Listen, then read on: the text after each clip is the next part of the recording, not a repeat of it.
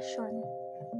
Bumangon na nga ako at pumunta ng kusina para makapag-almusal. Agad ko rin tinawag si inay dahil nakita ko itong sinasampay ang kanyang mga labada. Inay! Kakain na po tayo ng almusal. Tawag ko rito. Oo anak, papunta na riyan. Agad niya namang tugon. Tumangon naman ako at agad ipinaghanda ng makakain si inay. May edad na rin ang nanay ko.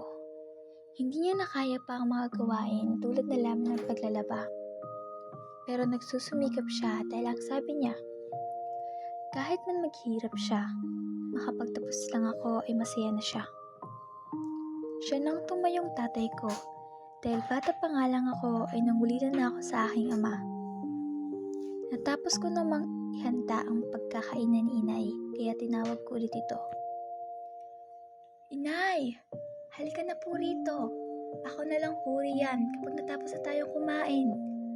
Huwag na pong matigas ang ulo at baka malipasan ka ng gutom. Sigaw ko ulit.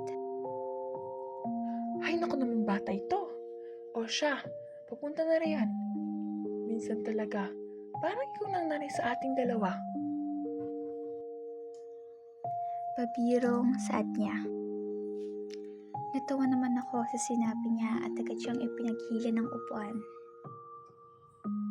Ikaw talaga bata ka. Palagi mo na lang ako inaalala. Malakas pa ako. Kaya pa nga kitang paliguan at bisan. Parang dati lang. Inay, alam ko naman po iyon. Pero gusto ko lang bumawi sa lahat ng pagsisikap mo. Papaaral lang ako. Mahal na mahal mo po ako. At ganun din ako sa'yo. At ngayong nanghihina ka na, ako naman po mag-aalaga sa inyo. Kagaya ng pag-aalaga mo sa akin nung ako'y musmus pa lamang. Hanggang sa ako'y nagkaisip na. Naku, ang anak ko. Dalagang-dalaga na talaga. Maraming salamat anak ha. Mahal na mahal ka ni nanay. Kahit binibigyan mo ko ng sakit sa ulo minsan.